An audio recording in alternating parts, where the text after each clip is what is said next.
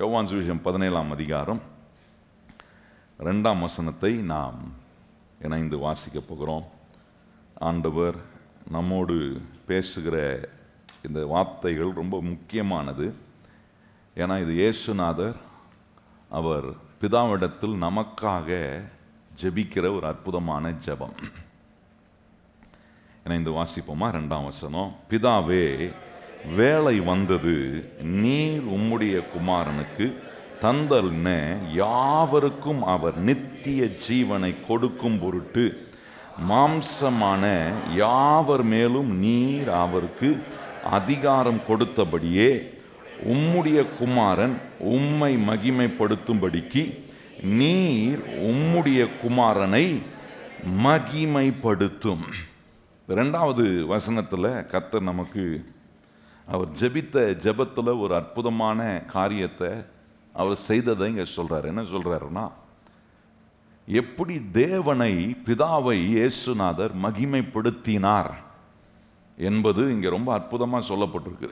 இன்னைக்கு நம்முடைய வாழ்க்கையில் இயேசு கிறிஸ்துவுக்கு பிள்ளைகளாக இருக்கிற நாம் இதை தான் ஆண்டவர் நம்மிடத்திலும் விரும்புகிறார். என்ன விரும்புகிறாருன்னா, நம்முடைய வாழ்க்கையில் எல்லா சூழ்நிலையிலும் ஒன்றை மாத்திரம் நம்ம செய்யணும். என்னன்னா, என் தேவனை மகிமைப்படுத்தி கொண்டே இருக்கணும். கையை உயர்த்தி சொல்லுங்கள். எத்தனை பேர் ஆண்டவரை மகிமைப்படுத்த விரும்புகிறவங்க கையை உயர்த்தி, ஆண்டவரே உம்மை எங்கள் வாழ்வில் நாங்கள் உம்மை மகிமைப்படுத்த எங்களுக்கு நீர் மகிமை உள்ள தேவனாக இருக்கிறீர். பாருங்கள், இந்த மகிமைன்ற வார்த்தை நம்ம அடிக்கடி உபயோகப்படுத்துகிற ஒரு வார்த்தை. ஜெபம் பண்ணும்போது இந்த வார்த்தை வரும், கர்த்தரை ஆராதிக்கும் போது இந்த வார்த்தைகள் வருகிறது. ஏன்னா கையை உயர்த்தி கர்த்தரை மகிமைப்படுத்தோம்னா நம்ம மகிமைப்படுத்துகிறோம். தேவனுடைய நாமம் மகிமை உள்ள நாமம் என்று சொல்லுகிறோம். பல விதங்களில் இந்த மகிமை என்கிற தேவனுடைய வார்த்தையை நம்ம உபயோகப்படுத்துகிறோம். ஆனால் இந்த இடத்துல இயேசுநாதர் சொல்லியிருக்கிற மகிமைப்படுத்தும் அப்படின்னா, இங்கே இயேசுநாதர் ஒரு அற்புதமான ஜெபத்தை செய்கிறார். ஆண்டவரே, நான் உம்மை மகிமைப்படுத்துகிறேன், நீர் என்னை மகிமைப்படுத்தும் என்று சொல்லுகிறார். அந்த பின்புறத்தில் இருக்கிற காரியம்தான் ரொம்ப அற்புதமாக இருக்குது. பாருங்க, அங்கே சொல்கிறாரு, உம்முடைய குமாரன் உம்மை மகிமைப்படுத்தும்படிக்கு நீர் உம்முடைய குமாரனை என்னப்படுத்தும்? மகிமைப்படுத்தும். ஏன் உம்முடைய குமாரனை நீர் மகிமைப்படுத்தணும்னா, உம்முடைய குமாரன் மூலமாய் நித்திய ஜீவன் உண்டாகுது. ஆகவே இயேசுநாதர் இங்கே ஒரு ஜெபமாய் பிதாவிடத்தில் சொல்லுகிறார், நீர் உம்முடைய குமாரனை மகிமைப்படுத்த வேண்டும். ஏன்னா உம்முடைய குமாரன் உம்மை மகிமைப்படுத்துகிறார். இங்கே சொல்லப்பட்டிருக்கிற மகிமை என்ன? இங்கே சொல்லப்பட்டிருக்கிற மகிமைப்படுத்துதல் என்ன அர்த்தத்தில் இங்கே சொல்லப்பட்டு 3 வித்தியாசமான கண்ணோட்டத்தில் இங்கே சொல்லப்பட்டிருக்கிறது. ஆனால் நான் முக்கியப்படுத்தி காட்ட விரும்புகிறது இந்த 3வது காரியம்தான். முதல் காரியம், இயேசுநாதர் சொல்கிறாரு, நான் உம்மை மகிமைப்படுத்தினது போல நீர் உம்முடைய குமாரனை மகிமைப்படுத்த வேண்டும் என்று சொல்லும்போது அதில் முதல் காரியம் கவனிச்சிங்கன்னா, அங்கே என்ன சொல்கிறாரு? தேவனையும் அவருடைய செய்கையையும் அங்கீகரிக்கிறது தேவனை மகிமைப்படுத்துவதுக்கு அடையாளம். முதல் மகிமைப்படுத்தல் எப்படி இருக்குன்னா, தேவனையும் தேவனுடைய செய்கைகளையும் அங்கீகரிப்பது தேவனை மகிமைப்படுத்துவதுக்கு ஈடாக இருக்கிறது. 2வது அங்கே சொல்லப்பட்டிருக்கு, 2வது விதமாய் மகிமைப்படுத்தல் என்று வரும்போது அதை என்ன காண்பிக்குதுன்னா, அவர் திட்டங்களையும் வெளிப்படுத்தும் முறைமைகளையும் ஏற்றுக்கொள்வதும் அவரை மகிமைப்படுத்துகிற ஒரு காரியம். அவருடைய திட்டங்களையும் அவர் வெளிப்படுத்துகிற முறைமைகளையும் ஏற்றுக்கொள்வதும் ஆண்டவரை மகிமைப்படுத்தக்கூடிய ஒரு காரியமாக இருக்கு. ஆனால் இந்த 3வது ரொம்ப முக்கியமான ஒன்று, அதுதான் நம்முடைய வாழ்க்கையில் பாருங்கள், ஆண்டவருடைய செய்கைகளை அங்கீகரிப்பது நம்முடைய வாழ்க்கையில் ரொம்ப எளிதான ஒன்று. ஆண்டவர் வல்லவர், ஆண்டவர் மகிமை உள்ளவர், அது சொல்கிறதுக்கு நமக்கு ஏதாவது கஷ்டம் இருக்கா? அதை நம்ம ஏற்றுக்கொள்கிறோம் பாருங்கள், அதை அங்கீகரிக்கிறோம். 2வது நம்ம என்ன செய்கிறோம்? தேவனுடைய திட்டங்கள், அவர் வெளிப்படுத்தும் முறைமைகள், அதை நம்ம ஏற்றுக்கொள்கிறோம் பாருங்கள். அதெல்லாம் தேவனை மகிமைப்படுத்தக்கூடிய ஒன்றாக இருக்குது. ஆனால் மெய்யாகவே ஆண்டவரை நம்ம மகிமைப்படுத்தணும்னா, இயேசுநாதர் மெய்யாகவே பிதாவை மகிமைப்படுத்தி இருக்கிறாரா? அதனால தான் இந்த ஜெபத்தை செய்கிறாரு, நான் உம்மை மகிமைப்படுத்தி இருக்கிறதினாலே நீர் என்னையும் மகிமைப்படுத்தும். ஏன்னா ஆண்டவரே, என் மூலமாய் இந்த உலகத்தில் இருக்கிற ஜனங்களுக்கு நீர் நித்திய வாழ்வை கொடுப்பதுக்கு என்னை கல்வாரி சிலுவையில் ஜீவ பலியாய் நீர் ஒப்பு கொடுத்தீரே, ஆகவே நான் உம்மை மகிமைப்படுத்தியிருக்கிறேன், நீர் என்னை மகிமைப்படுத்தும் என்று சொல்லுகிற மூன்றாவது மிக முக்கியமான காரியம் என்னன்னா, அங்க சொல்றாரு அவருடைய சித்தத்துக்கு இணங்கி செயல்படுவதே அவரை மகிமைப்படுத்துதல். நல்லா, இந்த வார்த்தை தான் ரொம்ப முக்கியமான ஒன்று. அவருடைய சித்தத்துக்கு இணங்கி செயல்படுவதே அவரை மகிமைப்படுத்துகிறது. கை உயர்த்தி சொல்லுங்க, அவருடைய சித்தத்துக்கு இணங்கி அவரை மகிமைப்படுத்துவதே மகிமைப்படுத்துதல். எவ்வளவு அற்புதமா இருக்கு பாருங்க. அவருடைய சித்தத்துக்கு இணங்கி செயல்படுகிற அந்த ஒரு காரியம் இருக்கு பாருங்க, அதான் உண்மையா ஆண்டவரை மகிமைப்படுத்துகிற ஒன்று. இயேசுநாதருடைய வாழ்க்கையில் அதை நீங்க பார்க்க முடியும். பிதாவுடைய சித்தத்துக்கு இணங்கி அதை செயல்படுத்த போதுதான் அவர் பிதாவை மகிமைப்படுத்துகிறார். பிதா தம்முடைய குமாரனாகிய இயேசு கிறிஸ்துவை மகிமைப்படுத்துகிறார். அப்ப நம்முடைய வாழ்க்கையிலும் இங்க ரொம்ப முக்கியமான ஒன்று, தேவனுடைய சித்தத்தை அறிந்து அதை செயல்படுத்தும் போது மெய்யாகவே நம்முடைய வாழ்க்கையில தேவனை மகிமைப்படுத்துகிறவர்களாக இருக்கிறோம். இப்போ தேவனை, தேவ சித்தத்தை அறிந்து செயல்படக்கூடிய அந்த சித்தத்தை அறிந்து செயல்பட்டு தேவனை மகிமைப்படுத்த வேண்டும் என்று சொன்னா எப்படியெல்லாம் நம்ம தேவனை மகிமைப்படுத்த முடியும்? முதல்ல இந்த மகிமைப்படுத்துதல் அப்படின்னா என்ன என்பதை கவனிப்பதற்கு ஒரு சில காரியங்களை உங்களுக்கு வசனத்தினூடாக நான் காண்பிக்க விரும்புகிறேன். யோவான் சுவிசேஷம் 5ஆம் அதிகாரம் பாருங்க. இந்த ஒரு நம்பிக்கை நமக்குள்ள இருக்கணும். எத்தனை பேர் தேவ சித்தத்தை செயல்படுத்தி தேவனை மகிமைப்படுத்த விரும்புகிறவங்க கையை உயர்த்தி ஆமென்னு சொல்லுங்க பார்ப்போம். கையை உயர்த்தி ஒரு ஜெபம் பண்ணுங்களேன். ஒரு சில வினாடி. ஆண்டவரே, என் வாழ்க்கையில் உம்முடைய சித்தத்துக்கு இணங்கி, சொல்லுங்க ஆண்டவரே, உம்முடைய சித்தத்துக்கு இணங்கி செயல்படுகிறதே கர்த்தரை மகிமைப்படுத்துகிறது. இணங்கி செயல்படுகிறதுக்கு பாருங்க, அதுதான் ரொம்ப முக்கியமானது. அப்போதான் மகிமைப்படுத்த முடியும். இங்க பாருங்க என்னெல்லாம் சொல்லியிருக்கு. சில காரியங்களை உங்களுக்கு இந்த வசனத்தின் ஊடாக நான் காண்பிக்கிறேன். அதில் நமக்கு அறிந்து கொள்ள முடியும் எப்படி இருக்கிறோம். நம்ம உண்மையாக மகிமைப்படுத்துகிற அவருடைய சித்தத்துக்கு இணங்கி நம்ம ஆண்டவரை மகிமைப்படுத்துவதற்கு ஏதுவாக செய்கிறோமா? இயேசுநாதர் பிதாவுடைய சித்தத்துக்கு இணங்கி அவர் கோஆப்ரேட் பண்ணி தன்னை விட்டு கொடுத்து தன்னை வெறுமையாக்கி சிலுவையின் பரிந்தம் அவர் தன்னை தாழ்த்தினவராகவும் அவரை தன்னை கீழ்ப்படிந்தவராகவும் பிதாவுடைய சித்தத்தை நிறைவேற்ற இணங்கி செயல்பட்டதை நம்ம பார்க்குறோம். இங்கே பாருங்க, யோவான் 5ஆம் அதிகாரம் 44ஆம் வசனத்தை நம்ம கவனிப்போனா அங்கே சொல்லியிருக்கிறது, தேவனாலே மாத்திரம் வருகிற மகிமையை தேடாமல் ஒருவரால் ஒருவர் மகிமையை ஏற்றுக்கொள்கிற நீங்கள் எப்படி விசுவாசிப்பீர்கள்? நல்ல, இது என்ன பொருள்படுத்துதுன்னா, எப்போவுமே நம்முடைய வாழ்க்கையில் மற்றவருடைய ஒப்பீனியன், மற்றவங்க என்ன சொல்கிறாங்க, மற்றவங்க என்ன நினைக்கிறாங்க, இந்த ஒரு கண்ணோட்டத்தோடவே நம்முடைய வாழ்க்கை இருக்கும்னா நான் சொல்கிறேன், நம்முடைய வாழ்க்கையில் தேவனுடைய சித்தத்துக்கு இணங்கி தேவனை மகிமைப்படுத்த முடியாது. நல்லா கவனிக்கணும். எப்போவுமே யார் மற்றவங்க என்ன சொல்கிறாங்க, இவங்க என்ன சொல்கிறாங்க, அவங்க என்ன சொல்கிறாங்க, அவங்க என்ன நினைப்பாங்க, இவங்க என்ன நினைப்பாங்க, இதை நினைத்தே நம்முடைய வாழ்க்கையை, கிறிஸ்தவ வாழ்க்கையை நம்ம அமைப்போம்னா நான் சொல்கிறேன், மெய்யான விதத்தில் தேவனை மகிமைப்படுத்த தேவனுடைய சித்தத்துக்கு இணங்கி செயல்பட முடியாமல் போய் விடுகிறோம். ரொம்ப அற்புதமாக சொல்லியிருக்கு பாருங்க. நம்முடைய வாழ்க்கை யாரோடைய ஒப்பீனியன் பேஸில் இருக்கக்கூடாது. நம்முடைய வாழ்க்கை தேவ சத்தியத்தை நிறைவேற்றுவதில் கவனமாக இருக்கணும். கையை உயர்த்தி சொல்லுங்க, ஆண்டவரே, என்னை சுற்றி என்ன சொன்னாலும், என்னை சுற்றி என்ன நடந்தாலும் அந்த ஆண்டவரே கருத்து கணிப்பு சொல்கிறாங்க பார்த்தீங்களா, கருத்து கணிப்புன்றாங்க பார்த்தீங்களா, அது வேணா என்ன ஓட்டு எடுக்கிறதுக்கு ஒத்து வரும். அதுக்குறம் சில நேரம் கருத்து கணிப்பு கூட என்னவாயிடுதான், ஏன்னா ஏமாத்திடுது. ஏன்னா உண்மையை சொன்னதை கூட அதை பொய் ஆக்கிடுறாங்க, பொய்யை கூட என்னவாக்கிடுறாங்க, உண்மையாக்கிடுறாங்க. கருத்து கணிப்பு மாதிரி நம்ம வாழ்க்கை, நம்ம மற்றவங்க சொல்கிறத, நம்மளை சுற்றி இருக்கவங்க சொல்கிறத வச்சு நம்ம நடத்துவோம்னா நான் சொல்கிறேன், அது நாளுக்கு நாள் மாறிக்கொண்டே இருக்கும். மாறாத ஒரு கருத்து உண்டானால் அதுதான் நமக்கு தேவன் கொடுத்திருக்கிற அவருடைய சத்திய வசனம். கையை உயர்த்தி சொல்லுங்க, எந்த மாறாதுன்னா தேவனுடைய சத்தியம் மாறவே மாறாது. அதான் வேதம் சொல்லுது, வானமும் பூமியும் ஒளிந்து போனாலும் என்னுடைய வார்த்தை என்னவாகாது, ஒளிந்து போகாதுன்றப்ப இந்த சத்தியத்தின் அடிப்படையில் தேவ சித்தத்தை செய்ய நாம் இணங்கி தேவனை மையமாய் வைத்து நாம் தேவனுடைய சித்தத்தை நிறைவேற்ற இணங்கி ஆண்டவர் விரும்புகிற செயல்களை இந்த சத்தியத்தின் அடிப்படையில் செய்வோம்னா யாருடைய ஒப்பீனியன் பேஸ் படி அல்ல. பாருங்க, பரிசேயர்களை குறித்து நம்ம வேதத்தில் கவனிக்கும் போது அவர்கள் எப்பொழுதுமே ஜனங்களுக்கு முன்பாக இருக்கிற ஒப்பீனியனை தான் பெருசாக ஃபோக்கஸ் பண்ணுவாங்க.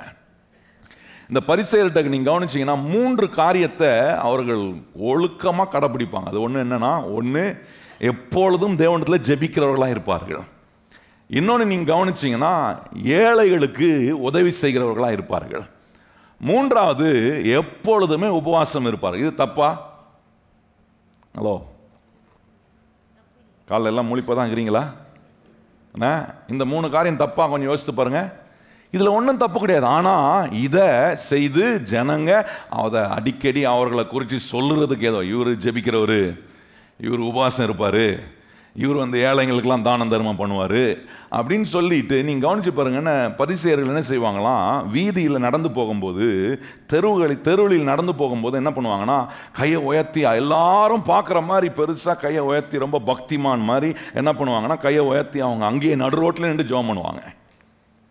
சில நேரம் நம்மளும் அப்படி தானே நிறைய பேர் அப்படி பார்த்து ஏமாந்துடுறோம்.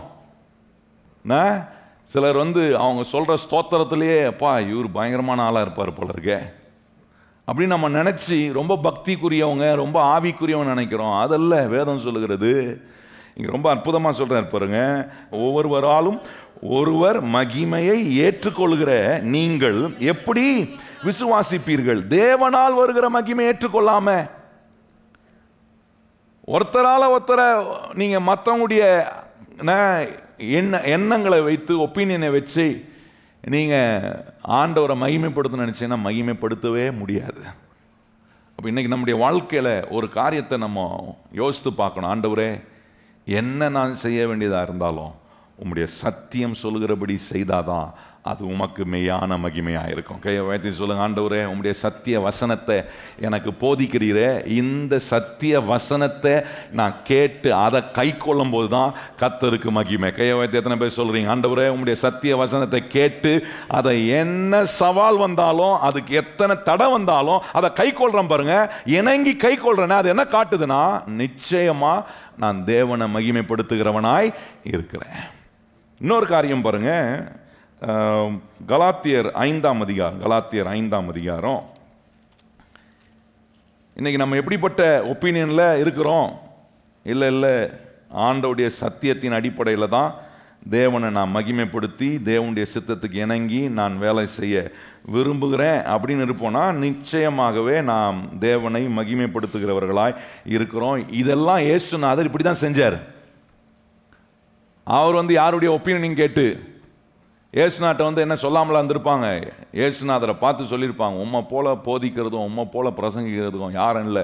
அதை கேட்டுட்டு அவர் அப்படியே மெய் மறந்து பிதாவுடைய சித்தத்துக்கு இணங்கி போகாமல் தான் நினைக்கிறத தான் விரும்புகிறத செஞ்சாரா? கிடையாதுங்க. ஒவ்வொரு இடத்திலும் பிதாவுடைய சித்தத்துக்கு இணங்கி அவர் செயல்பட்டதுனால எத்தனை ஒப்பீனியன், எத்தனை தடைகள், எத்தனை எதிர்ப்புகள் வந்தாலும் தேவனுடைய சத்தியத்துக்கு பிதாவினுடைய வார்த்தைக்கு கீழ்ப்படிந்து அதை செய்கிறவராக இருக்கிறத நம்ம கவனிக்கிறோம். பாருங்க, கலாத்தியர் 5ஆம் அதிகாரம் கடைசி வசனம் பாருங்க, அங்கே சொல்லியிருக்கு 26ஆம் வசனம், வீண் புகழ்ச்சியை விரும்பாமலும் ஒருவரை ஒருவர் கோபம் மூட்டாமலும் ஒருவர் மேல் ஒருவர் பொறாமை கொள்ளாமலும் இருக்க கடவுள். நல்லா கவனித்து பாருங்க. இன்னொரு காரியங்க சொல்றாரு, வீண் புகழ்ச்சியை விரும்பாமல். இந்த வீண் புகழ்ச்சியை விரும்புகிற ஒரு ஆளு மெய்யாகவே தேவனை மகிமைப்படுத்தவே முடியாது. தேவனுடைய சித்தத்துக்கு இணங்கி தேவனை மகிமைப்படுத்துறது என்பது அவங்களுடைய வாழ்க்கையில கூடாத ஒரு காரியமா இருக்கும். இப்போ நான் சொன்னேன் பார்த்தீங்களா, இந்த பரிசேயர்கள் எல்லாம் இப்படிப்பட்ட வீண் புகழ்ச்சிகளை விரும்புகிற ஆட்கள். நான் ஜெபம் பண்ணுறேன், நான் ஏழைகளுக்கு தானம் தர்மம் பண்ணுறேன், நான் உபவாசம் இருக்கிறேன், இதெல்லாம் அப்படியே எல்லாருக்கும் தெரிகிற மாதிரி தங்களுடைய வீண் புகழ்ச்சியை எடுத்து காட்டுவதுக்கு அடையாளமாக அவர்கள் செய்கிற காரியங்கள் நல்லா கவனித்து பாருங்கள்.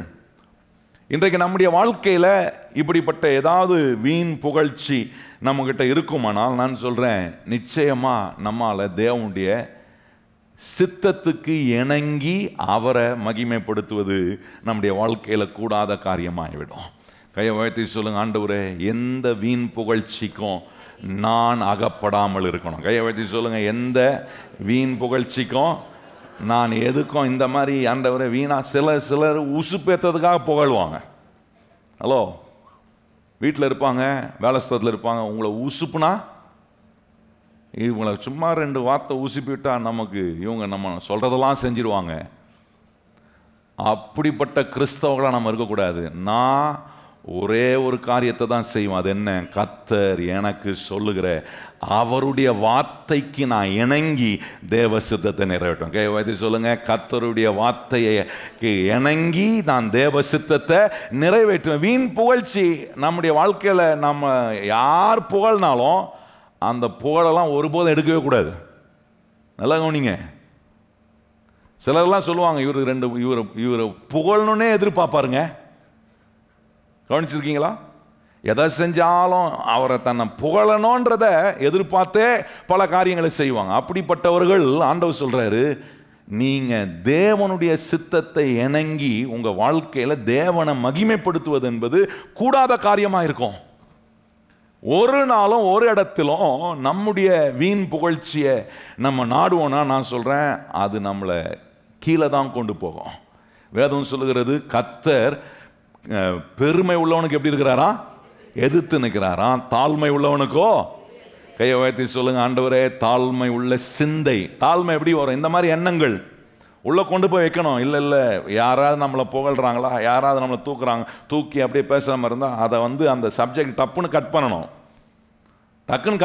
ஏன்னா நான் வாழ்றதே என் இயேசுவை மகிமைப்படுத்த. கையை உயர்த்தி சொல்லுங்க, நான் வாழ்றதே என் இயேசு. எத்தனை பேர் அப்படி சொல்ல முடியும்? ஆண்டவரே நான் வாழ்வதே உம்மை மகிமைப்படுத்த, கிறிஸ்துவை மகிமைப்படுத்த. எப்படி கிறிஸ்து இயேசுவை பிதாவை மகிமைப்படுத்துவதில் கவனமா இருந்தாரோ, அதுபோல இன்றைக்கு இயேசு கிறிஸ்துவுடைய ரட்சிப்பை பெற்றிருக்கிற நம்ம ஒன்று கவனம் வைக்கணும். பிசாசு சில நேரத்தில் வீண் புகழ்ச்சியெல்லாம் நமக்குள்ள கேட்கும்படி செய்வான், வீண் புகழ்ச்சியை நாடும்படி செய்வான். அந்த நேரத்தில் தான் நம்ம நினைக்கணும், இல்லை நான் வாழ்றதே என் இயேசுவை மகிமைப்படுத்த. கையை வைத்து சொல்லுங்க, நான் வாழ்றதே.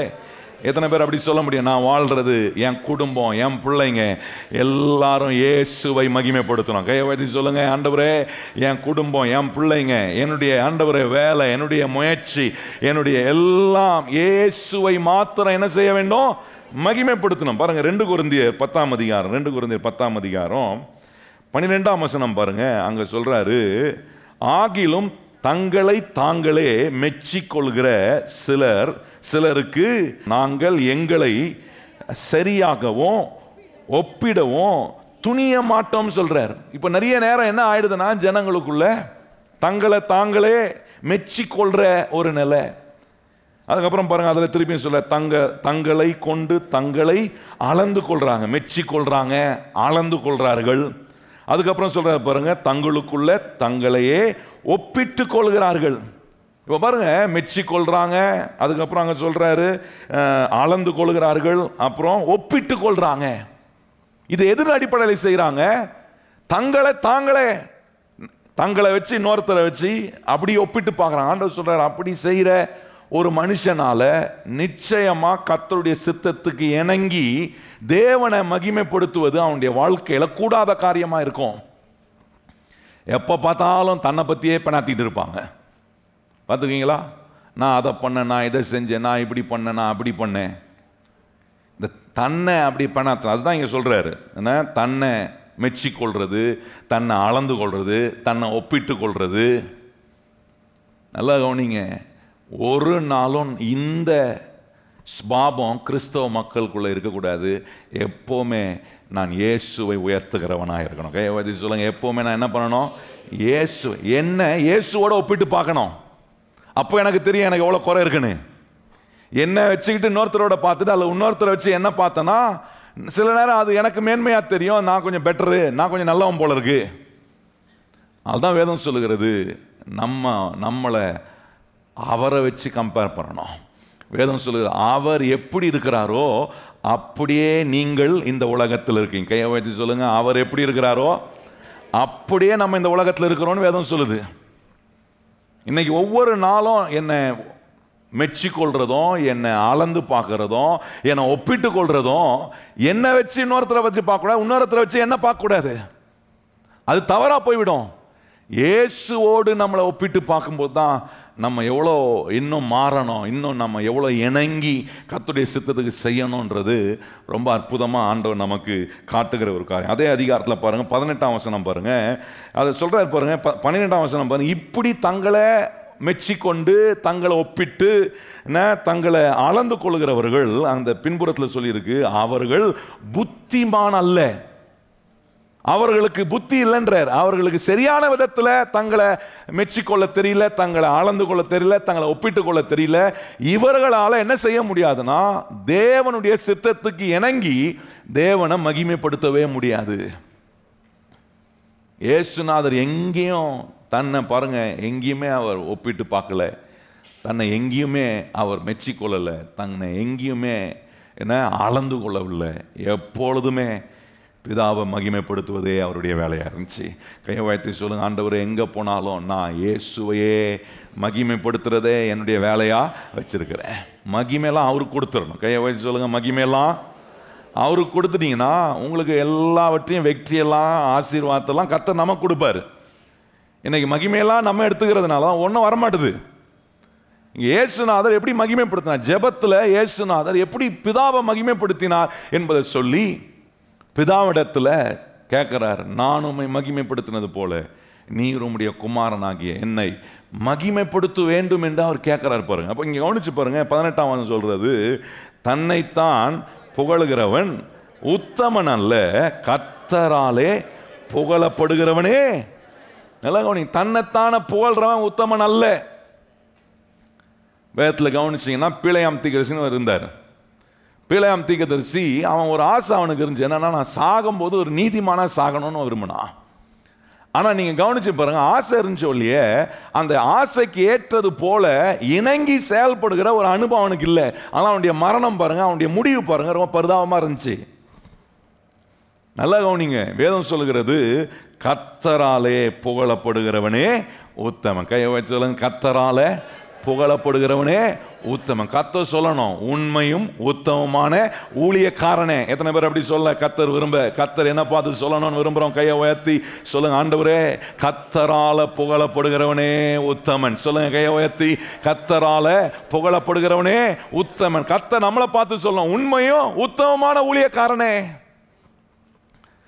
நோ சொல்றாரு, என்ன நோவா அவன் என் கண்களுக்கு சரியானதை, யோபு குறித்து சொல்றார், அவன் தீமையை வெறுத்து நன்மையை கர்த்தருக்கு பயப்படுகிறத அவன் முன்வைக்கிறான். நோவா சொல்றார், நோவாவுக்கோ கர்த்தருடைய கண்களில கிருபை கிடைச்சது. காரணம் அவன் ஒருத்தன் நீதிமானா இருந்தான், உத்தமன் என்று ஆண்டவர் அவனை குறித்து சொல்றார். யோபுவை குறித்து சொல்றார், அவன் உத்தமனும் சன்மார்க்கனுமாய் இருக்கிறான் அப்படின்றார் ஆண்டவர். இங்கே வேதம் சொல்லுது, கர்த்தரால புகழப்படுகிறவர்களே உத்தமர்கள். கை வைத்து சொல்லுங்க, நான் ஒவ்வொரு நாளும் கர்த்தர் என்ன புகழக்கூடிய விதத்தில் நான் கர்த்தரை மகிமைப்படுத்தணும். கை வைத்து சொல்லுங்க, ஆண்டவரே நீர் என்னை புகழக்கூடிய விதத்தில் நான் என்ன செய்யணும், உண்மை என்ன செய்யணும், மகிமைப்படுத்தணும். ஆண்டவரே இப்படிப்பட்ட ஒரு வாழ்க்கை இருக்கும்னா நான் சொல்கிறேன், தேவனுடைய சித்தத்துக்கு இணங்கி இயேசுநாதர் பிதாவை மகிமைப்படுத்தினது போல இங்கே இருக்கிற நம்ம ஒவ்வொருவரும் தேவனுடைய சித்தத்துக்கு இணங்கி தேவனை மகிமைப்படுத்த முடியும். அந்த மகிமையை நீங்களும் நானும் அவருக்கு கொடுக்க வேண்டும் என்பதுக்காக தான் உங்களை இன்னைக்கு ரட்சித்து அவருடைய பிள்ளையா வச்சிருக்காரு. எத்தனை பேர் கர்த்தரை ஸ்தோத்திரம் பண்றீங்க? ஆண்டவரே உம்மை நான் மகிமைப்படுத்துவதற்காக தான் இருளில் இருந்த நம்மளை, தாழ்வில் இருந்த நம்மளை, சேற்றில் இருந்த நம்மளை ஆண்டவர் அங்கே இருந்து எடுத்து கழுவி இன்னைக்கு ஆண்டவருடைய பிள்ளையா வச்சிருக்கிறார். எத்தனை பேர் ஆண்டவரை மகிமைப்படுத்துறீங்க? ஆண்டவரே இப்படிப்பட்ட வேலையெல்லாம் என் ஏசப்பா எனக்கு நீங்க செஞ்சிருக்கிறீங்க, ஆகவே நான் உம்மை மகிமைப்படுத்துறேன். இன்னொரு இடத்துல சொல்றாரு பாருங்க, ரோமர் 2ஆம் அதிகாரத்தில் கவனிச்சிங்கன்னா அங்கே யூத மக்களை குறித்து சொல்றாரு. இந்த யூதர்களுக்கு இருக்கிற ஒரு பெரிய எண்ணம் பாருங்க, தேவனை மகிமைப்படுத்தணுன்ற எண்ணம் கிடையாது. அவர் என்ன சொல்றாங்க, எல்லா வாக்குத்தத்தமும் உடன்படிக்கையும் பரலோகமும் எங்களுக்கு மாத்திரம்தான்றாங்க. யூதருடைய எண்ணமே அப்படிதான். புறஜாதிகளை பார்க்கும்போது அவர்கள், வேதம் சொல்லுது, அவங்க ஒரு நாய் மாதிரி ட்ரீட் பண்ணுவாங்களாம். நாயை பார்க்கறது போல தான் பார்ப்பாங்களாம். இந்த யூத மக்களுக்கு அவங்க என்ன நினைக்கிறாங்க, வாக்குத்தத்தம் எங்களுது, உடன்படிக்கை எங்களுக்கு, பரலோகம் எங்களுக்கு. நரகம் எதற்காக உண்டாக்கப்பட்டிருக்குன்னா நரகத்தில் எரிகிறதுக்கு விறகு வேணும்ல, அதனால இந்த புறஜாதிகளை அதுக்கு தான் கடவுள் உண்டாக்கியிருக்காங்க, அவங்களெல்லாம் நரகத்துக்கு அனுப்புறதுக்காக உண்டாக்கி. இப்படி தங்களை ரொம்ப பெருசா நினைக்கிற இவர்களை எப்படி தேவனை மகிமைப்படுத்த முடியும்? கொஞ்சம் யோசித்து பாருங்க. 28ஆம் வசனம் பாருங்க, 2ஆம் அதிகாரம் 28ஆம் வசனம் சொல்றாரு, ஆதலால் புறம்பாக யூதன் ஆனவன் யூதன் அல்ல, புறம்பாக மாம்சத்தில் செய்யப்படும் விருத்த சேதனமும் விருத்த சேதனம் அல்ல. 29ஆம் சொல்ற பாருங்க, யார் மெய்யான யூதன் அப்படின்றாரு.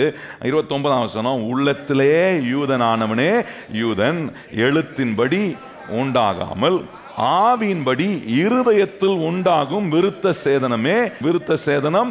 இப்படிப்பட்டவர்களுக்குரிய புகழ்ச்சி மனுஷராலே அல்ல தேவனாலே உண்டாயிருக்கு. நல்லா கவனிச்சு என்ன சொல்ல, இப்படிப்பட்ட புகழ்ச்சி மனுஷனால வருகிறது இல்லை, தேவனால் வருகிறது. ஏன் தேவனால் வருதுன்னா, அவர் உள்ளத்தை பார்க்கிறார். உள்ளத்தில் உண்டாகிற விருத்த சேதனம், வெளிப்புறத்தில் நடக்கிற விருத்த சேதனம் அல்ல. உள்ளத்தில் யூதன் ஆனவனே யூதன். அப்போ நம்ம கவனிச்சு பாருங்க, ஆண்டவர் எப்படி பார்க்கிறாரு, எப்படி கவனம் செலுத்துறாரு. நம்ம உள்ளத்துல என்ன மாதிரி எண்ணங்களை வச்சிருக்கிறோம், தேவனை மகிமைப்படுத்துவதற்கான எண்ணங்கள் இந்த உள்ளத்துல இருக்கா? ஏன்னா வெளிப்புறமான காரியங்கள் எல்லாம், வெளிரங்கமான காரியங்கள் எல்லாம் அது ஒரு நாள் அழிந்து போய்விடும். ஆனால் அழியாத ஒன்று நம்முடைய உள்ளுக்குள்ள இருக்கக்கூடிய காரியங்களை ஆண்டவர் நிலைநிறுத்த தேவன் விரும்புகிறாரு. இன்னைக்கு எப்படிப்பட்டவங்க நம்ம இருக்கிற சிலர்லாம் ஜோம் பண்ணுவாங்க பாருங்க, ஆண்டவரே இந்த பாவிக்காக நான் ஜோம் பண்ணுறேன். எந்த பாவிக்காக சொல்லுவாங்க, சிலர்லாம் ஜோம் பண்ணுவாங்க, இந்த பாவிக்காக ஜோம் பண்ணு, இந்த பாவி மனம் திரும்பணும் ஆண்டவரே. அவங்களுக்கு தெரியல, அவங்களே ஒரு பாவியாக தான் இருக்கிறாங்க. பாவியாக இருந்து நம்மளை கிருபையாக கர்த்தர் மன்னித்து இன்னைக்கு பாவின்ற இடத்துல இருந்து நம்மளை அவர் பிள்ளை என்ற இடத்துக்கு கர்த்தர் கொண்டு வந்து வச்சிருக்கிறாரு. இதை உணர்ந்தா இன்னொருவனை பார்த்து பாவின்னு சொல்ல நமக்கு வாய் வராது. நல்லா கவனிங்க, இன்னைக்கு ஜோம் பண்ணும்போது எப்படி ஜோம் பண்ணுறோம்? ஆண்டவரே அந்த பாவம் செய்கிறவங்களெல்லாம் ஆண்டவர், அந்த பாவிகளெல்லாம் ஆண்டவரே கொஞ்சம் பாரம் ஆண்டவர்னா ஆண்டவர் பார்ப்பார். முதல்ல நீ எப்படின்னு பார்ப்பார். இந்த யூதன் அப்படி தான் சொல்கிறான், நாங்கள் இந்த வாக்குத்தத்தம் எங்களுக்கு, உடன்படிக்கை எங்களுக்கு, ஏன்னா பரலோகம் எங்களுக்கு தான். புறஜாதிகளுக்கு இதில் எதுவுமே பங்கு கிடையாது. அவங்க நரகத்தில் எரிகிறதுக்காக ஒரு விறகு தேவைன்ற மாதிரி, விறகு மாதிரி அவங்கள நரகத்தில் தூக்கி போட்டு எரிய வைக்கிறதுக்கு. அதான் ஆண்டவர் சொல்கிறாரு, நீ வெளிப்புறத்தை பார்க்குற, கர்த்தரோ இருதயத்தை பார்க்குறாரு. கை சொல்லுங்க, கர்த்தர் எதை பார்க்குறாரு? இருதயத்தை பார்க்குற. பேதுரு பாருங்க, அந்த வார்த்தை அதை ரொம்ப அற்புதமாக சொல்கிறார். 1 பேதுருல இதை குறித்து சொல்கிறார் பாருங்க, இது எவ்வளோ முக்கியமானது என்பதை பேதுரு அங்கே சொல்லி காட்டுகிறார். 1 பேதுரு 3ஆம் அதிகாரம் 3ஆம் வசனம் பாருங்க, மயிரை பின்னி பொன் ஆபரணங்களை அணிந்து உயர்ந்த வஸ்திரங்களை உடுத்தி கொள்ளுதலாகிய புறம்பான அலங்கரிப்பு உங்களுக்கு. நல்லா கவனிங்க. உடனே இப்போ எல்லாரும் இப்போ என்ன பண்ணக்கூடாது, இதெல்லாம் அலங்கரிப்பு இல்லை அப்படின்ட்டாருன்னு நீங்கள் எதையுமே நம்ம நம்மளை உடுத்திக்கூடாது, நம்மளை பார்த்துக்கூடாது, நம்மளை அலங்கரிக்கக்கூடாது அப்படி சொல்லலை. இது எதுக்கு கம்பேரிசன் கொடுக்குறாரு? அடுத்த வசனம் நான் வாசித்தானா தான் அதோடைய கம்பேரிசன் தெரியும். என்ன சொல்கிறாரு? நீ வெளியே நம்ம சரியத்துக்கு செய்ய வேண்டியது செய்யக்கூடாதுன்னு சொல்லலை ஆண்டவர். எவ்வளோ உன்னை பேணணுமோ, எவ்வளோ டீசெண்டாக வச்சுக்கணுமோ, எவ்வளோ உன்னை அருமையாக்கணுமோ ஆக்கு, அதெல்லாம் ஒன்றும் தப்பு கிடையாது. ஆனால் அதை காட்டிலும் ரொம்ப விசேஷமானது எதுன்றாருன்னா 4ஆம் வசனம் பாருங்க, அழியாத அலங்கரிப்பாய் இருக்கிற சாந்தமும் அமைதலும் உள்ள ஆவி ஆகிய இருதயத்தில் மறைந்திருக்கிற குணமே உங்களுக்கு அலங்காரமாய் இருக்க கடவுது.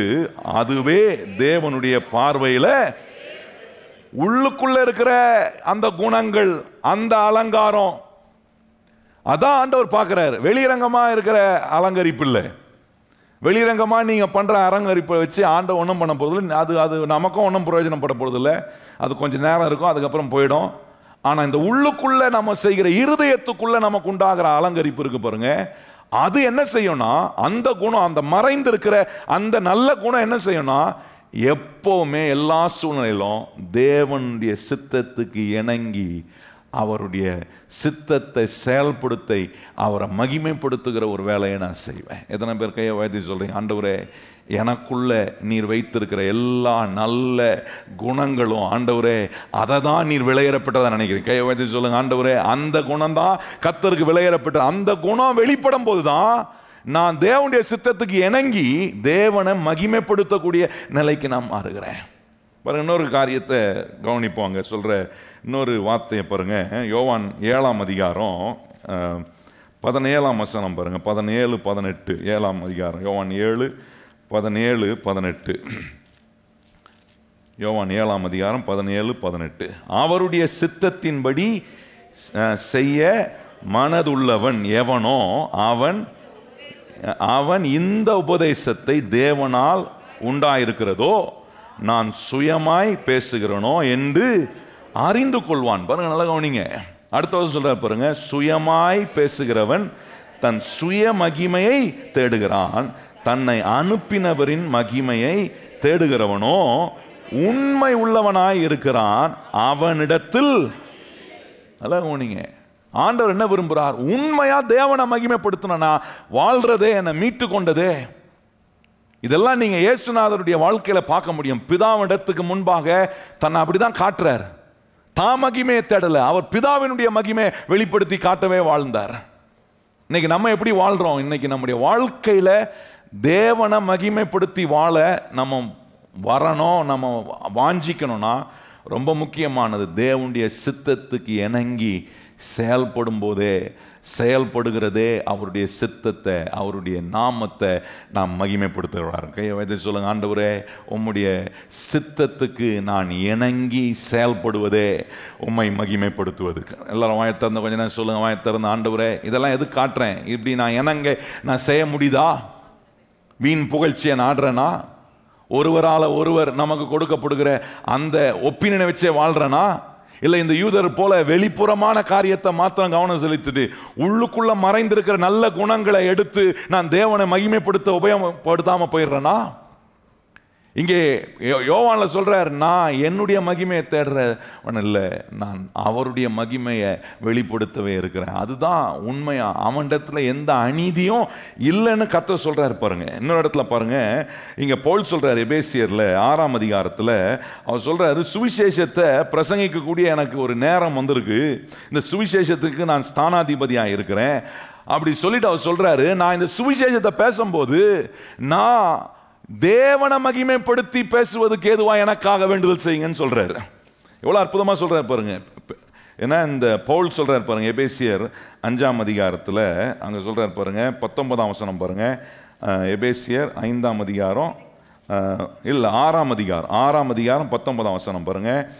எபேசியர் 6:19 வாசிப்போம். சுவிசேஷத்துக்காக சங்கிலியால கட்டப்பட்டு இருக்கிற ஸ்தானாதிபதியாகிய நான் அதை பற்றி பேச வேண்டியபடி தைரியம், அது பாருங்க, அதை பேச வேண்டியபடி நான் தைரியமாய் பேசத்தக்கதாக நான் தைரியமாய் என் வாயை திறந்து சுவிசேஷத்தின் ரகசியத்தை அறிவிக்கிறதுக்கு வாக்கு எனக்கு உண்டாகும்படிக்கு எனக்காக விண்ணப்பம் பண்ணுங்கள். என்ன சொல்ற? எனக்காக ஜெபம் பண்ணு. நான் போய் ஏன் புகழ பேசிடக்கூடாது?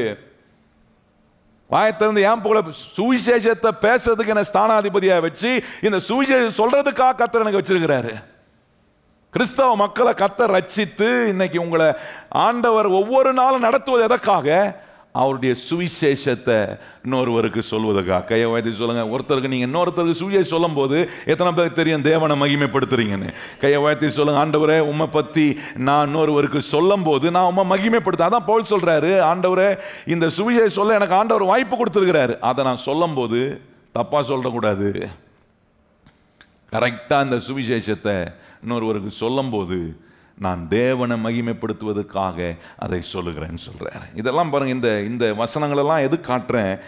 நாம் இணங்கி தேவனுடைய சித்தத்தை செயல்படுத்தும் போது மாத்திரமே நாம் தேவனை மகிமைப்படுத்துகிறவர்களாக இருக்கிறோம். 1 சாமுவேல்ல 15ஆம் அதிகாரம் 24ஆம் வசனத்துல சவுல் சொல்றாரு, நான் ஜனங்களுக்கு பயந்து அவர்கள் சொல்ல கேட்டு செஞ்சேன்றாரு. நல்லா கவனிச்சு பாருங்க, அவனை ராஜா வாக்குனது கர்த்தர், அவனை மகிமைப்படுத்துகிறது கர்த்தர். ஆனா இந்த சவுல் தேவனை மகிமைப்படுத்த வேண்டிய சவுல் இப்ப என்ன சொல்றான்? ஜனங்கள் சொன்னதை கேட்டு நான் இணங்கி செஞ்சிட்டேன். ஜனங்க சொன்னதை கேட்டு நான் இணங்கி செஞ்சதுனால ஆண்டவர் சொல்றாரு அவனுடைய ராஜ்ய பாரியத்தை அவனை விட்டு நீக்கிறார். அதெல்லாம் நீங்க கவனிக்கணும். தேவனை மகிமைப்படுத்துறது நம்முடைய வாழ்க்கையில எவ்வளவு மையமாய் நம்ம வைக்கிறோமோ, நான் சொல்றேன் அந்த அளவுக்கு இயேசு நம்மளை நல்லா வாழ வைப்பார். கையை உயர்த்தி சொல்லுங்க, இயேசுவை எந்த அளவுக்கு என் வாழ்க்கையில மகிமைப்படுத்துவதை மையமாய் வைக்கிறோம். எல்லாரும் அந்த வார்த்தையை சொல்லுங்க, இயேசுவை எந்த அளவுக்கு என் வாழ்க்கையில அவரை மகிமைப்படுத்த என் வாழ்க்கையில மையமாய் வைக்கிறனோ அந்த அளவுக்கு என் வாழ்க்கையை இயேசு நல்லா ஆக்குவார். கையை உயர்த்தி சொல்லுங்க, என்னுடைய வாழ்க்கை ஆண்டவர் என்ன பண்றாரு? நல்ல வேலை ஸ்தலத்தில் உங்களை நல்லா ஆக்குவாரு, குடும்பத்தில் உங்களை நல்லா ஆக்குவாரு, நீங்க போகிற இடத்துல நீங்க நல்லா இருப்பீங்க. ஏன்னா மையமா அவனை வச்சிருக்கிறேன், என் வாழ்க்கையே இயேசுவை மகிமைப்படுத்த. கையை வைத்து சொல்லுங்க, என் வாழ்க்கையை எதற்காக? இயேசுவை மகிமைப்படுத்த. இப்படிப்பட்ட விதத்தில் நம்ம வாழும்போது நான் சொல்றேன் கர்த்தருடைய பிள்ளைகளே, அதுதான் பெரிய ஆசீர்வாதம். இப்போ இயேசுநாதர் இப்போ இதெல்லாம் காண்பித்தம் பாருங்க, தேவனுடைய சித்தத்துக்கு இணங்கி செயல்படுவதே அவரை மகிமைப்படுத்தும். இப்படி நம்ம அவருடைய சித்தத்துக்கு இணங்கி, நான் ஏராளமான வசனங்களை காண்பித்தேன், இது எல்லாமே உதாரணம். இது போல நான் இணங்கி செயல்பட முடியுதா? இயேசுநாதர் எப்படி இணங்கி பிதாவுடைய சித்தத்துக்கு செயல்பட்டாரு அப்படின்றத நம்ம பார்க்கும்போது நீங்க கவனிச்சு பாருங்க. எபிரேயர் 2ஆம் அதிகாரம் வாங்க. எபிரேயர் 2ஆம் அதிகாரத்தில் எப்படி அவர் இணங்கி தேவனுடைய சித்தத்துக்கு இணங்கி அவர் செயல்பட்டு பிதாவுக்கு எப்படி மகிமையை அவர் கொடுத்தார் என்பதை இங்கே நம்ம ரொம்ப அற்புதமாக கவனிக்கிறோம். எப்படி பிதாவை அவர் மகிமைப்படுத்தினார்னா, பிதாவின் சித்தத்துக்கு தன்னை அர்ப்பணித்ததின் மூலமா பிதாவை மகிமைப்படுத்துகிறார். பிதாவின் சித்தத்துக்கு தம்மை அர்ப்பணிக்கிறார். பாருங்க, எபிரேயர் 2ஆம் அதிகாரத்தில் 10ஆம் வசனத்தை பாருங்களேன். 2ஆம் அதிகாரம் 10ஆம் வசனம், அதனுடைய பின்புறத்தை கவனிச்சு பாருங்க. அவர்களுடைய ரட்சிப்பின் அதிபதியை உபத்திரவத்தினாலே பூரணப்படுத்துகிறதுக்கு அவருக்கு ஏற்றதா இருந்தது. நல்லா கவனிச்சுப்பாங்க, சொல்லியிருக்கு பாருங்க, அவர்களுடைய ரட்சிப்பின் அதிபதியை உபத்திரவத்தினாலே. இப்ப இயேசுநாதர் பிதாவை மகிமைப்படுத்த வேண்டியது எப்படிப்பட்ட ஒரு வேலை, எப்படிப்பட்ட ஒரு செயலை அவர் செய்ய வேண்டியதா இருந்துச்சுன்னா, எப்படிப்பட்ட ஒரு அர்ப்பணிப்பை செய்ய வேண்டியதா இருந்துச்சுன்னா, உபத்திரவத்தின் மூலமாய். ரட்சிப்பின் அதிபதிய வசனம் எவ்வளவு அருமையா இருக்கு பாருங்க. அவர்களுடைய ரட்சிப்பின் அதிபதியை உபத்திரவத்தினாலே பூரணப்படுத்துகிறதுக்கு அவருக்கு ஏற்றதாய். உபத்திரப்பட்டு சில நேரம் பாருங்க, நம்முடைய வாழ்க்கையில சில கஷ்டங்கள், சவால்கள், சில வேதனைகள் வரும்போது அந்த இடத்துல இணங்கி தேவனை மகிமைப்படுத்துறத கோட்டை விட்டுறக்கூடாது. பிரச்சனை வராத வாழ்க்கை ஏதாவது இருக்கா? நான் கேட்குறேன் உங்களுக்கு. நான் பிறந்ததுலேருந்து இன்னைக்கு வரைக்கும் எனக்கு ஒரு பிரச்சனையும் இல்லை பாஸ்டர் அப்படின்றவங்க கையை வைத்து அல்லையா சொல்லுங்க பார்ப்போம். பரவாயில்ல, எல்லாம் முழிச்சுட்டு தாங்கிறீங்களா? பாதி பேர் தூங்கிறீங்களான்னு தெரில. ஏன்னா நான் சொன்னதை கேட்டவங்க விவரமாக இருக்கிறவங்க கரெக்டு. இங்கே பாருங்கள், ரொம்ப அற்புதமாக சொல்லியிருக்கு. இயேசுநாதர் பிதாவுடைய சித்தத்தை செய்கிறதுக்கு இங்கே அவர் ஒன்று செய்ய வேண்டியதாக இருந்துச்சு. என்ன பண்ண வேண்டியதாக இருந்துச்சுன்னா, உபத்திரவத்தினாலே பூரணப்படுத்துகிறது அவருக்கு ஏற்றதாய் இருந்தது. அதான் வேதம் சொல்லுகிறது. யோவான் சுவிசேஷம் 12ஆம் அதிகாரம் 24ஆம் வசனத்தில் கவனிச்சுன்னா, கோதுமை மணி நிலத்தில் விழுந்து செத்தால் ஒளியே அது என்ன கொடுக்கும்? மிகுந்த பலன் கொடுக்கும். அது சாகலனா அதுக்கு ஒரு பலனும் இல்லைன்றாரு. நல்லா கவனித்து பாருங்க, இயேசுநாதர் எப்படிப்பட்ட உபத்திரவங்களில் இங்க சொல்லியிருக்கு பார்த்தீங்களா? உபத்திரவங்களினாலே. ஒரு கோதுமை மணி நிலத்தில் விழுந்து சாகக்கூடிய அந்த விதத்தில் அவர் உபத்திரவத்தினாலே இயேசுவை மகிமைப்படுத்தினார். இன்னொரு இடத்துல நீங்க கவனிச்சீங்கன்னா, அதே அதிகாரத்தில் யோவான் 12ஆம் அதிகாரம் 27ஆம் வசனத்தில் கவனிச்சீங்கன்னா, என் ஆத்துமா கலங்குகிறது. இன்னொரு இடத்துல லூக்கா சொல்றாரு, அவருடைய வேர்வை ரத்தமாக மாறினதான். அப்படிப்பட்ட உபத்திரவத்தினாலே 28ஆம் வசனம் பாருங்க, அவர் சொல்றாரு, பிதாவே உமது நாமத்தை மகிமைப்படுத்தினேன், இன்னமும் மகிமைப்படுத்துவேன்றார். உம்முடைய நாமத்தை மகிமைப்படுத்தினேன், இன்னும் நான் மகிமைப்படுத்துவேன் அப்படின்னு சொல்றாரு. இதுதான் தேவன் வைத்திருக்கிற ஒரு காரியம் பாருங்க. பவுல் ஒரு இடத்துல சொல்றாரு, கலாத்தியர் 6ஆம் அதிகாரத்தில் சொல்றாரு, சிலுவையை தவிர நான் மேன்மை பாராட்ட எனக்கு வேற ஒன்றுமே இல்லை. இயேசுநாதர் பிதாவை மகிமைப்படுத்துவதற்கு உபத்திரவத்தினாலே பிதாவை மகிமைப்படுத்த அவர் பிரயாசப்பட வேண்டியதாக இருந்துச்சு. இப்படி உபத்திரவத்தினால இயேசு பிதாவை மகிமைப்படுத்தினாரே, பிதா அவரை கனப்படுத்தாம போயிட்டாரா? பிதா எப்படி மகிமைப்படுத்தினார் பாருங்க. அப்போஸ்தலர் நடபடிகள் 3ஆம் அதிகாரத்தில் கவனிச்சிங்கன்னா அங்கே சொல்லியிருக்கு.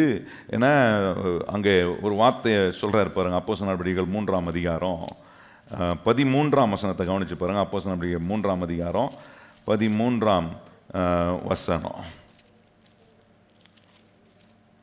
வாசிப்போமா? ஆபிரகாம், ஈசாக்கு, யாக்கோபு என்பவர்களுடைய தேவனாகிய நம்முடைய பிதாக்களின் தேவன் தம்முடைய பிள்ளையாகிய இயேசுவை மகிமைப்படுத்தினார். அவரை நீங்கள் ஒப்பு கொடுத்தீர்கள்.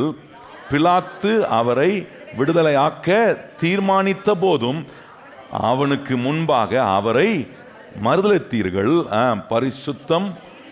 பரிசுத்தமும் நீதியும் உள்ளவராய் நீங்கள் மறுதலித்து கொலைபாதகனாய் உங்களுக்காக விடுதலை பண்ண வேண்டும் என்று கேட்டு 15ஆம் வசனம் பாருங்க. ஜீவாதிபதியை கொலை செய்தீர்கள்.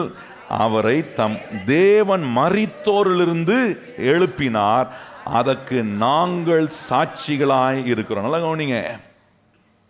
மறுதலித்தீங்க, ஆனா ஆண்டவரை உபத்திரவத்தின் ஊடாக இயேசுநாதர் கல்வாரி சிலுவையில் அவர் பட்ட பாடுகளை பிதா எப்படி கனப்படுத்தினார் பாருங்க. அவரை மரித்தோரிலிருந்து எழுப்பி அவரை மகிமைப்படுத்தினதை பார்க்குறோம். அப்போஸ்தலர் 4ஆம் அதிகாரம் அடுத்த அதிகாரத்தில் கவனிச்சிங்கன்னா 12ஆம் வசனம் சொல்லியிருக்கிறது. அவராலே அன்றி வேற ஒருவராலும் ரட்சிப்பு இல்லை.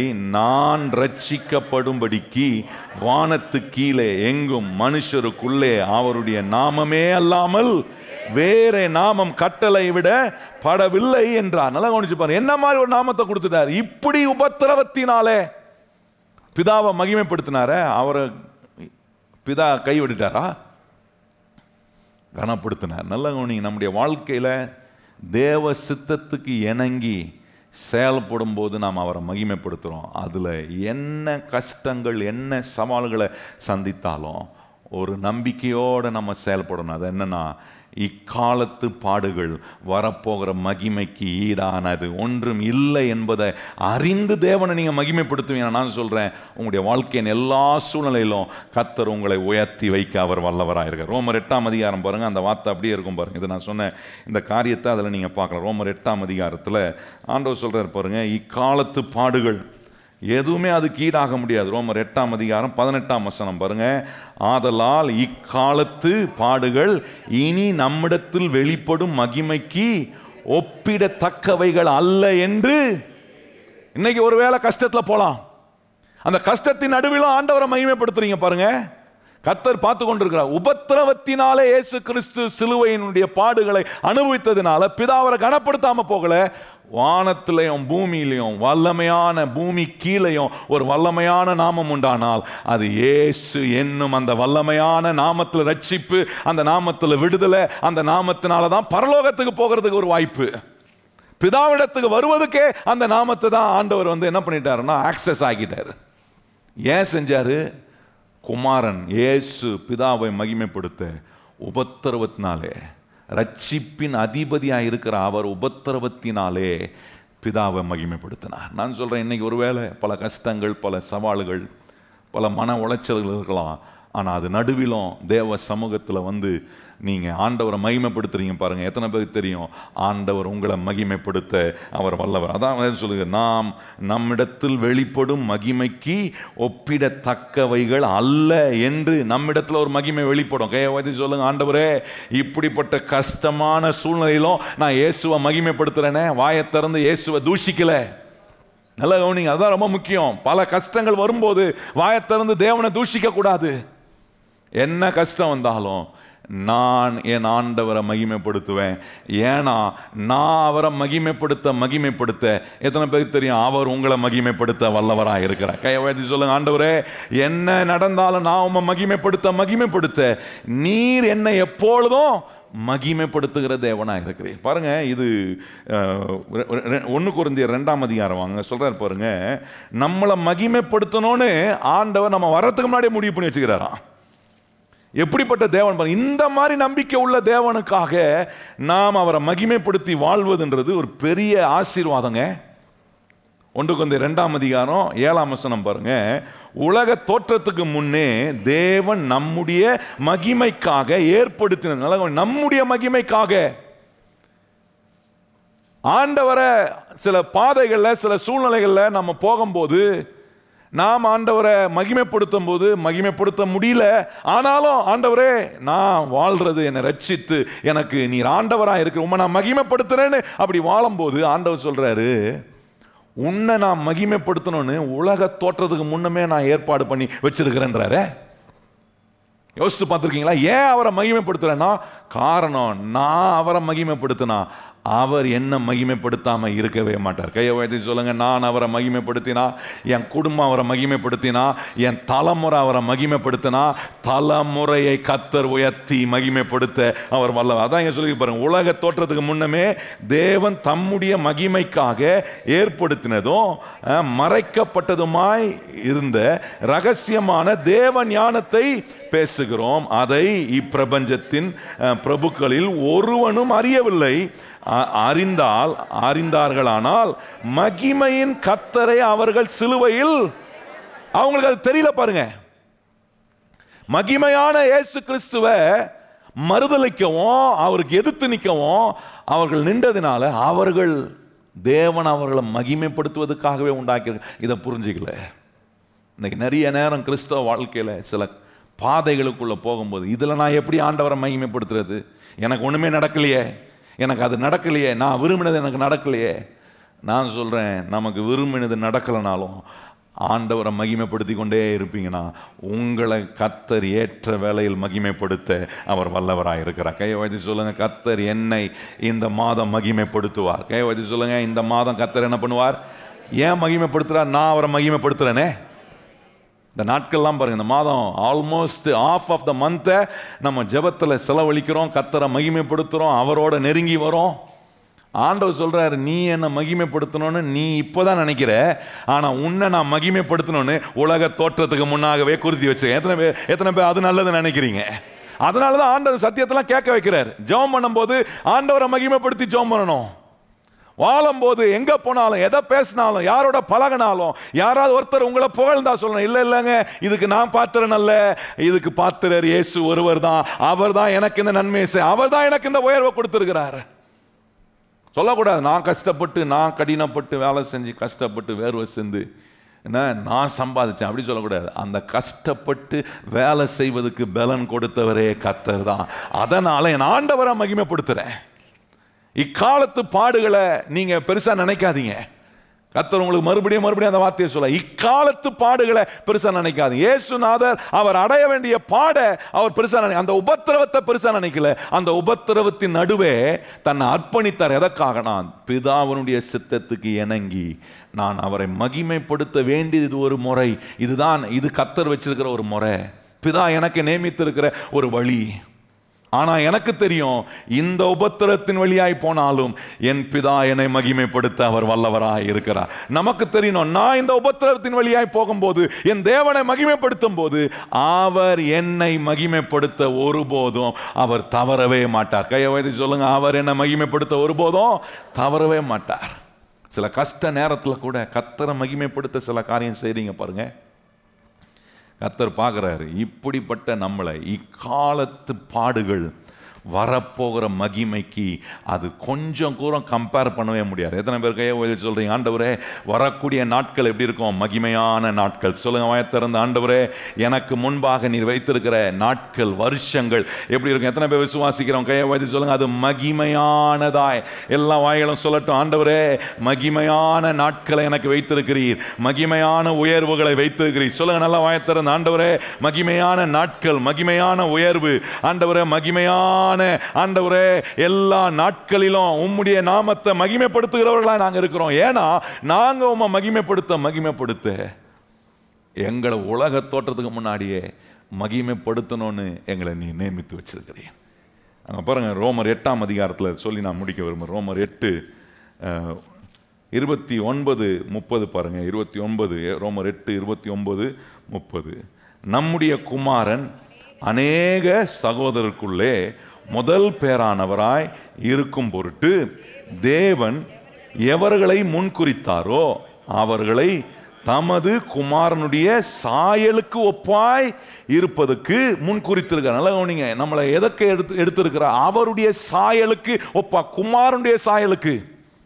இந்த குமாரன் எப்படி இயேசு கிறிஸ்து எப்படி பிதாவை மகிமைப்படுத்தினாரோ அந்த சாயலை நம்ம கொடுக்கிறாரு. அந்த சாயல்ல நம்ம செயல்படும் போது இந்த இயேசுநாதருடைய ஜெபத்தை ஏன் கற்றுக் கொடுக்கிறாரு? எந்த இடத்திலும் போய் வீண் புகழ்ச்சியை நாடாத, இன்னொருத்தருடைய ஒப்பீனியனை பேஸ் பண்ணி வாழாதீங்க, கர்த்தர் சொல்ற வார்த்தையின்படி வாழுங்க. உங்களை கடைசி வரைக்கும் மகிமைப்படுத்துகிறவர் ஆண்டவர். ஒரு அடுத்த வசனம் பாருங்க, அது சொல்லியிருக்கிறது, எவர்களை முன் குறித்தாரோ அவர்களை அழைத்திருக்கிறார், எவர்களை அழைத்தாரோ அவர்களை நீதிமான்களாக்கி இருக்கிறார், எவர்களை நீதிமானாக்கி இருக்கிறார்களோ அவர்களை கையை உயர்த்தி சொல்லுங்க, என்ன கர்த்தர் என்ன பண்ணுவார்? மகிமைப்படுத்தி இருக்கிறார், மகிமைப்படுத்துவார். யார் அழைச்சாரோ முன் குறிச்சிருக்கிறார், அழைச்சவங்களை நீதிமானாக்குறார். நீதிமான ஆக்கணவனை கண்டிப்பா கர்த்தர் என்னவா மாத்துறாரு? மகிமைப்படுத்தி தான் நம்ம வாழ்க்கையை முடிப்பார். கையை வைத்து சொல்லுங்க, நான் கர்த்தரை மகிமைப்படுத்துவேன், கர்த்தர் என்ன மகிமையாய் இந்த உலகத்தில் வாழ வைப்பேன். எத்தனை பேர் விசுவாசி? எங்கெல்லாம் போறீங்களோ அங்கே உங்களை கர்த்தர் மகிமைப்படுத்துவார். ஏன்னா நான் அவரை மகிமைப்படுத்துறேன், ஏன்னா குமாரனுடைய சாயலுக்கு ஒப்பா மாறுறேன். சும்மா வரல இந்த மகிமை. உலக தோற்றத்துக்கு முன்னாடியே கர்த்தர் நம்மளை மகிமைப்படுத்தணும்னு அவர் முன்குறித்து வச்சிருக்கிறார், சொல்லியிருக்கிறது. ஏன் வருதுன்னா, இப்போ இயேசுவை அறிந்து கொள்றேன், இயேசுவினுடைய சாயலுக்கு ஒப்பா நான் மாறுறேன். அதான் இந்த ஜெபம், அதுதான் இந்த சத்தியங்கள். என்ன பண்ணுது? என் வீண் புகழ்ச்சியை நாடல. நான் என்ன செய்ய முடியும்? எனக்கு என்ன பேர் வரும்? எனக்கு என்ன நான் வாழ்வதே அவருக்கு புகழை கொண்டு வர. கையை வைத்து சொல்லுங்க, நான் வாழ்றதே.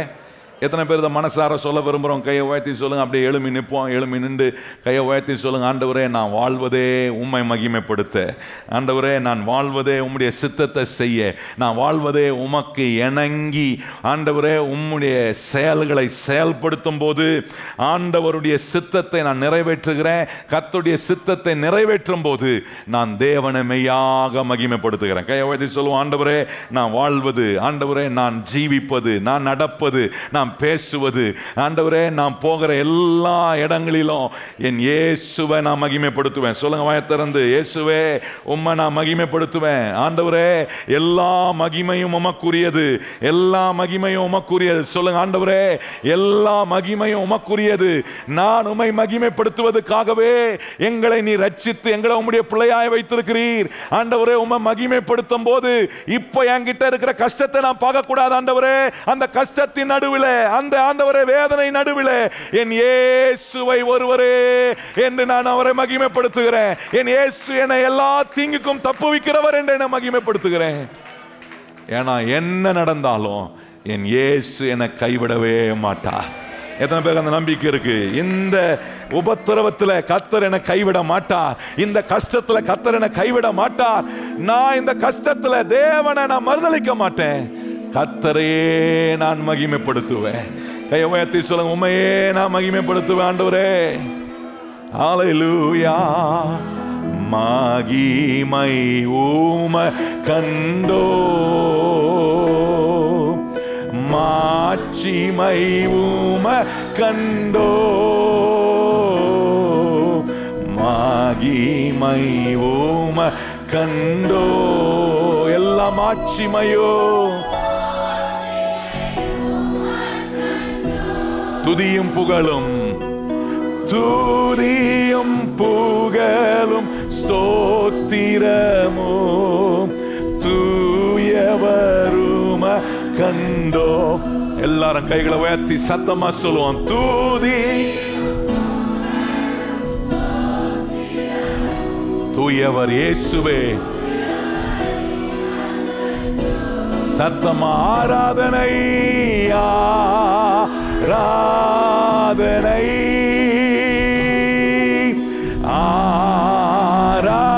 ஆராதனை, ஆராதனை,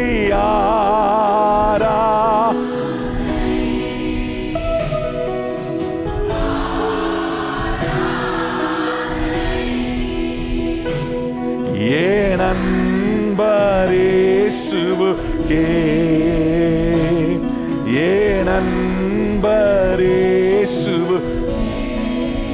ஆராதனை ஆராதனை ஆராதனை ஆராதனை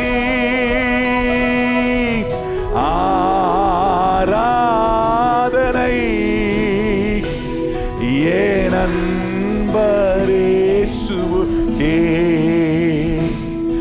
ஏன் அன்பரேசுவுக்கே.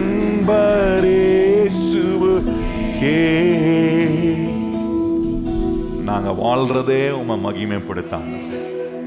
நாங்க நடப்பது, நாங்க வேலை செய்வது, நாங்க பல இடங்களுக்கு போவது மகிமையான இயேசுவை சொல்லவும், மகிமையான இந்த சுவிசேஷத்தை பலருக்கு சொல்லவும், இயேசு நீர் எங்களுக்கு செய்ததெல்லாம் நாங்க சொல்லி உம்முடைய புகழை நாங்க சொல்லணும். எத்தனை பேர் வாயத்திறந்து ஆண்டவரே உம்முடைய புகழை நாங்க சொல்லணும்.